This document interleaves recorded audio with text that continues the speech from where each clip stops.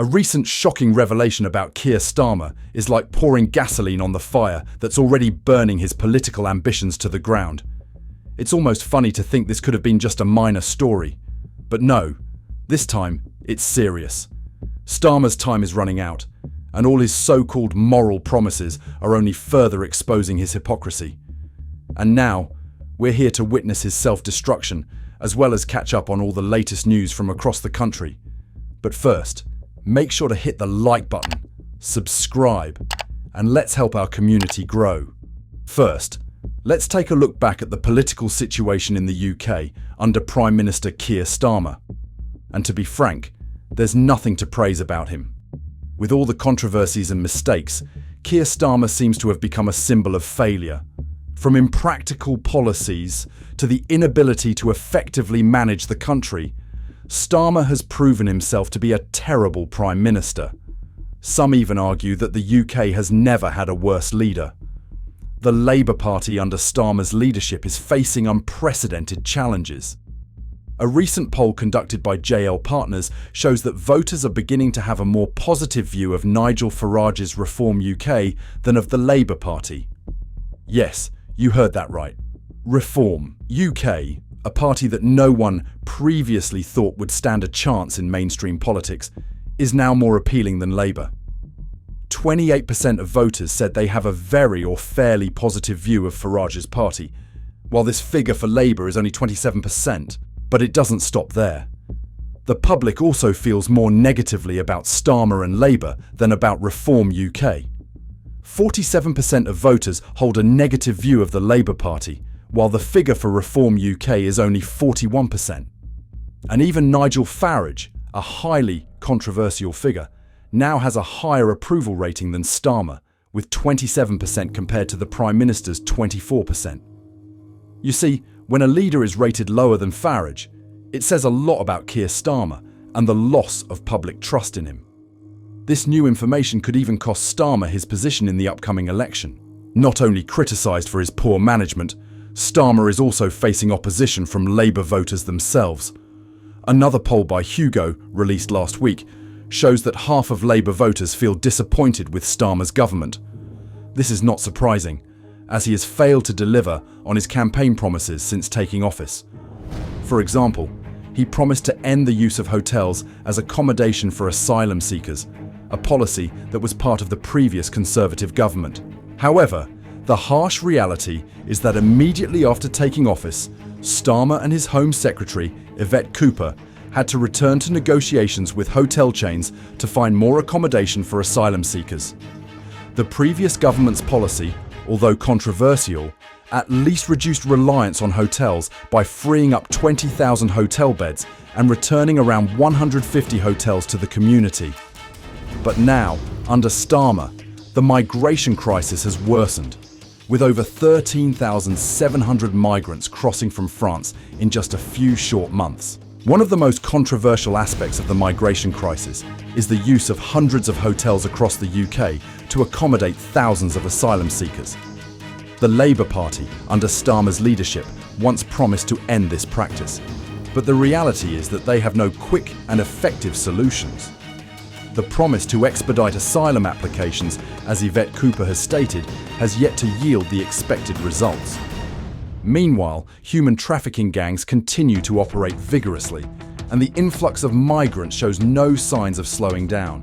Starmer's decision to scrap the previous government's plan to send asylum seekers to Rwanda has sparked significant controversy. This policy was once viewed as an effective deterrent, yet Starmer chose to cancel it on his very first day in office. Many are questioning whether this decision marks the end of any hope for resolving the migration crisis.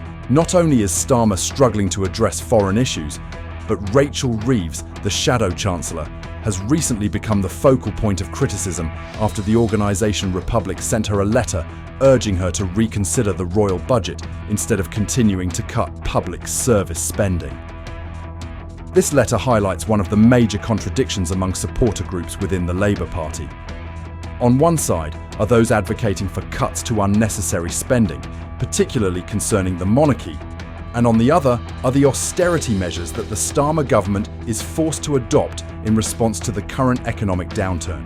Republic, known for its anti-monarchy stance, did not hesitate to publish a report showing that the monarchy costs over £500 million annually, a shocking figure compared to the severe cuts that public services like health and education are enduring. This context adds pressure on Starmer's government to find a balance between budget-saving demands and the need to improve people's livelihoods. Although Starmer has publicly supported the monarchy, he still faces demands from organisations like Republic, calling for comprehensive reforms in budget management and financial resource allocation. The letter not only criticises the government's spending decisions, but also clearly reflects a conflict within the Labour Party. A faction within the party is gradually losing faith in Starmer's leadership, especially as his economic policies fail to resonate with the public. Meanwhile, Reeves, one of Labour's most important politicians, is also facing fierce controversy over implementing budget cuts, leading to a deep divide within the party. Disagreements within the Labour Party are not limited to economic issues, but extend to other areas such as immigration, social welfare, and education.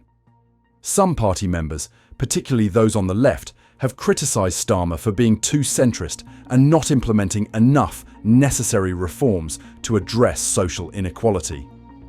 These criticisms raise significant questions about the effectiveness of the policies that Starmer and his team are implementing, particularly as recent opinion polls indicate a decline in support for the Labour Party. Facing these challenges, Starmer will need to make strategic decisions to restore voter confidence and address internal party dissent. If left unresolved, this crisis could become a reason for the Labour Party to miss out on future leadership opportunities, especially as competition from smaller parties like Nigel Farage's Reform UK continues to increase. In the context of the Labour Party increasingly losing support, Nigel Farage's Reform UK is rising strongly. A poll by JL Partners shows that voters currently have a more positive sentiment towards Reform UK than both the Labour Party and the Conservative Party. This is surprising considering that Farage, a controversial politician criticised for his extreme statements, is receiving such strong support. As the leader of Reform UK, Farage has a solid support base from the party's voters. 85% of those who vote for Reform UK have a positive opinion of him, while only 1% feel somewhat negative. This indicates that Farage not only attracts voters who support Brexit, but also builds trust with those who feel abandoned by traditional political parties. The political situation in the UK is becoming more chaotic than ever. With a Prime Minister criticised for failing to fulfil commitments and a ruling party increasingly losing support from both young and elderly voter groups, the future of the Labour Party under Starmer is looking bleak. Meanwhile, Nigel Farage and Reform UK are gradually emerging as a new force in British politics. Now, what do you think about what we've discussed in today's video? Do you believe Keir Starmer will continue to fail? Or will he find a way to turn things around? Please leave your comments below. Don't forget to like the video and subscribe to the channel so you won't miss any upcoming content. Thank you for taking the time to watch the video. Wishing you good health and see you again in the next content.